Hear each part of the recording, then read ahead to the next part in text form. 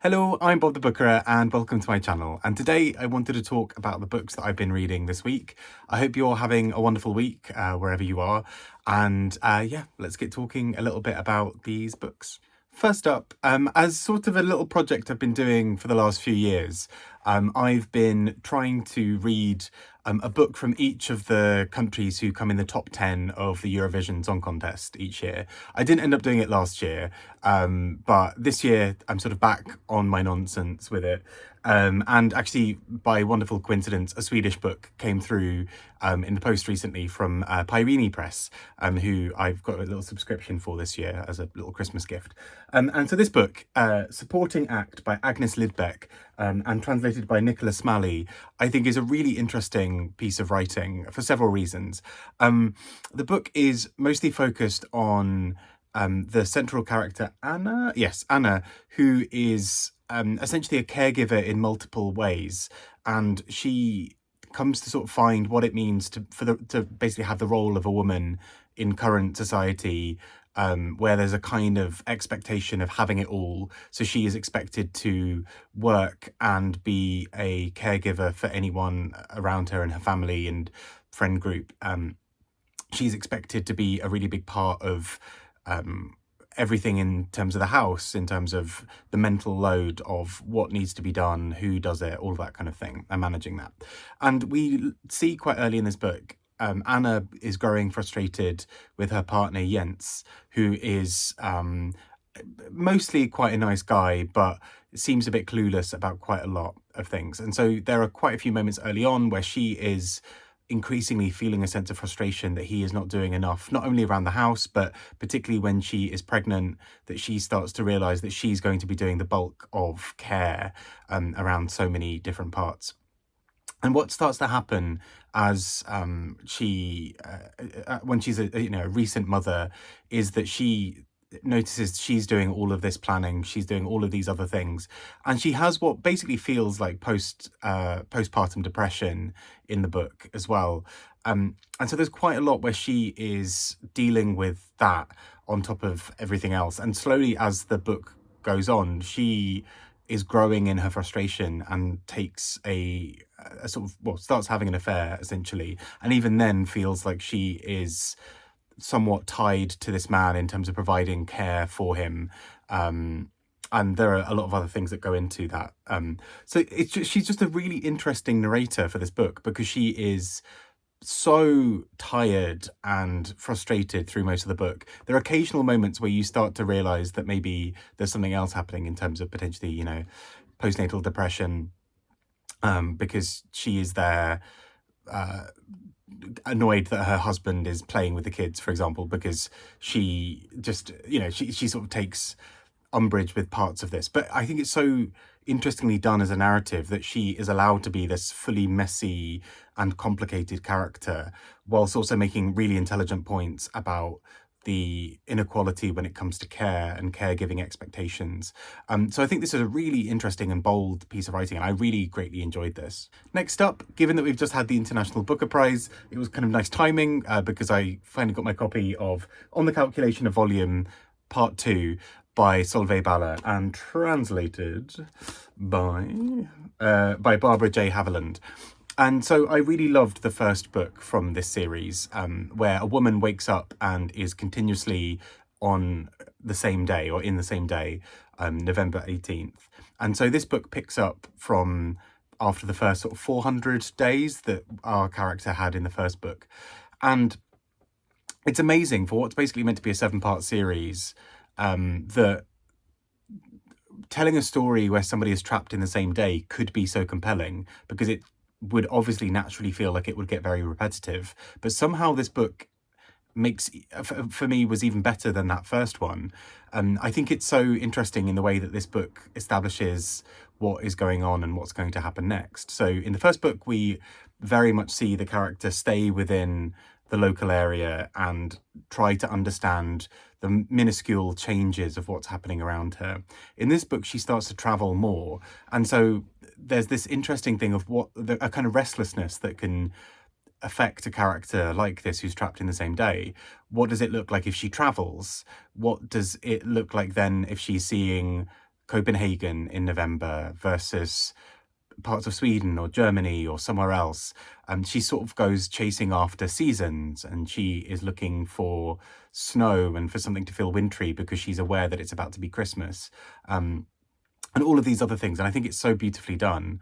But then it develops even further, because in the first book there was a tension around her and her partner, because in her mind she's basically had a year without anything moving with her partner. But obviously for him, he's living every day as if it's currently happening. And so there's a gulf that is forming between them. And in this book, we start to examine things about what it might look like if she were potentially to have an affair, what it might look like if, for example, something else happened to her. So at one point there's a theft. And actually, what does that look like if you lose something in one moment, but you repeat the day? Do you get the item back? Is it forever gone? All of these sorts of things. And actually, there's a great moment in this where she essentially tries to track down a thief because she knows that the day will repeat and he will appear at the same place at the same time. And so she tries to outfox somebody who's stolen something from her. And I just think this book does some really interesting and exciting things with this that makes me really excited for what she might be doing with volumes 3, 4 and beyond. And so yeah, I really, really greatly love this. Next up, I read My Heavenly Favourite by Lucas Rijneveld. And this is translated by Michele Hutchinson. And Rijneveld won the International Booker Prize 5 years ago. And with a book I didn't really like, The Discomfort of Evening, both books have a lot that is very difficult to stomach in them. They are really intense in the subject matter. In The Discomfort of Evening, there was a lot around animals and fluids and various other things. And this book in many ways continues on parts of that, fewer animals, but with essentially the whole story being Lolita-esque in its telling. And the book references Lolita several times, or at least nods to it. So in this book, we have our central character who we hear the whole book through pretty much. And he has fallen in love, as he sees it, with a 14-year-old girl. And we get little nods throughout the book that he will go to trial at some point about this. We have him occasionally reference being on a witness stand or a court stand to talk about this and have to try and defend his actions. And so much of this book also feels like he is trying to defend himself. And in a way where Lolita has that thing where we as the audience are being kept away, where we can tell something is happening and the narrator is unreliable in many ways. In My Heavenly Favourite, there's something similar, but the book is an odd way of doing it. And I thought I would hate this book a lot more than I actually did. Subject matter wise, really difficult going. If the subject matter doesn't feel like it'd be the kind of thing you like, you're not going to like this book because there's a lot of it. But there's something really interesting about the way this book frames this of, we know that this man is awful. We know that his motivations are bad, and we know how psychologically harmful this is.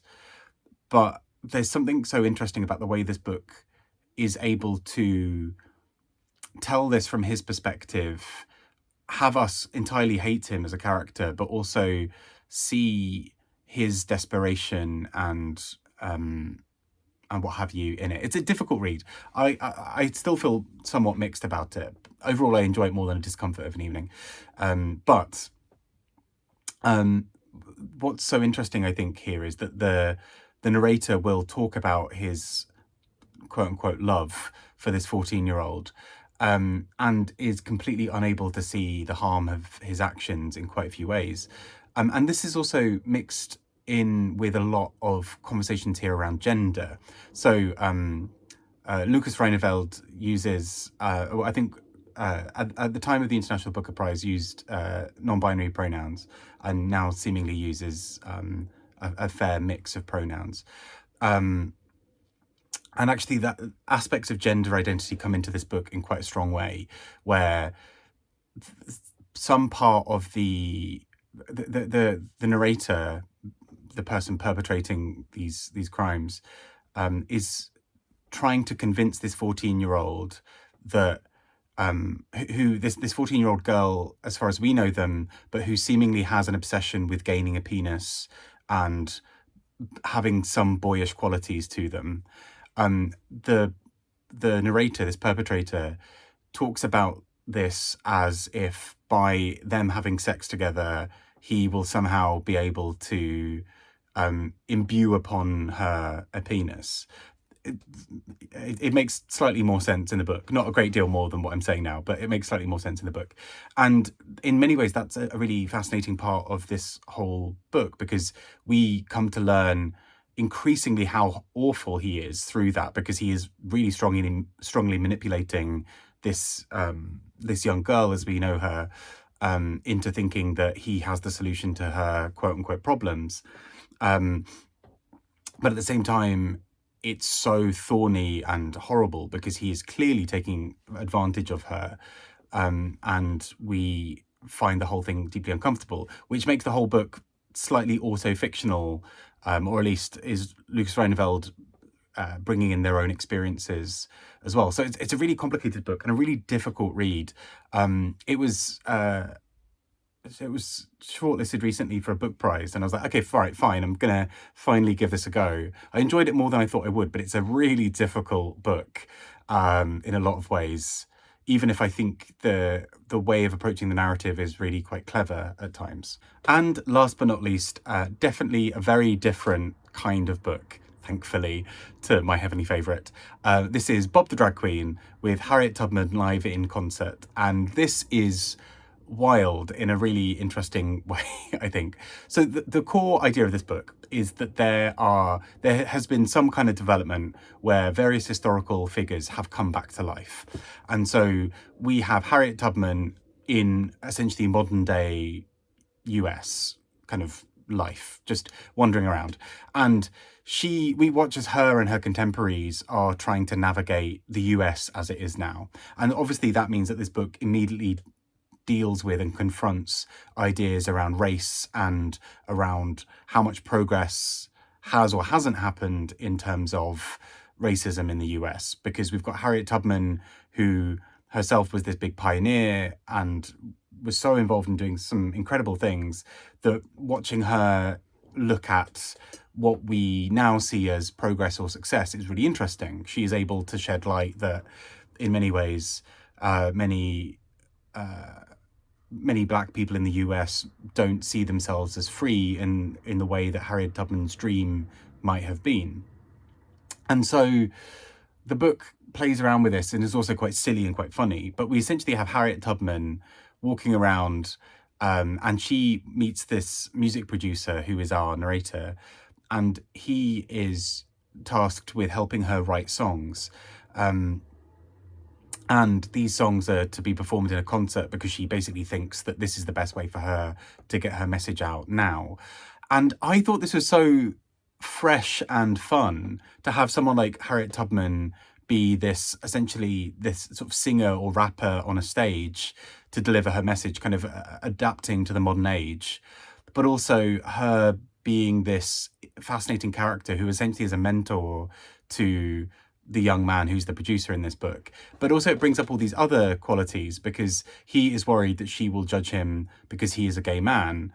And Harriet Tubman, could not care less and makes reference to various queer people she'd known in various parts of the civil rights movement, or in terms of sort of wider sort of US politics of sort of anti-slavery. And so it's just so interesting. Basically, this book then works as a recasting of history, of a fresh look back at history to say, actually, we perceive where we are now as being progress. Is that fair to say? But also we might think of times back then as being less favourable to certain groups, and maybe actually there were these other pockets of those people existing. You know, it's a fun way of looking back at this and challenging some of those ideas. So I thought this was a really fascinating book in many ways, as well as being very funny and silly and irreverent, as you'd expect from a book by Bob the Drag Queen. But also Bob has released 2 songs for this, which if you listen to the audiobook are at the end, but also I think are on sort of Spotify and everything else, if you've read the book physically. So yeah, just this really interesting sort of media project, essentially, of Harriet Tubman, an imagination of what Harriet Tubman would be saying now if she were in the US in the current moment, but also how she would want to get her message out and how she might sound, how she might interact with the world. So yeah, I found her really fascinating as a character in this book, of taking someone with so much history about her, but also one who's not often spoken as much herself. You know, we don't have, because, you know, the timings of this, we don't have recordings of her talking about this. We don't have many of her own words, apart from a biography that she narrated to some degree. And so, yeah, I think this book is such an interesting thing. And you can tell from this book as well that Bob the Drag Queen loves Harriet Tubman and is wanting to honour her life and her history in this way as well. Fab. So those are the books I've been reading this week. I hope you are having a fantastic week. Speak to you all soon. Look after yourselves and speak very soon. I think I already said that. Take care. Bye-bye.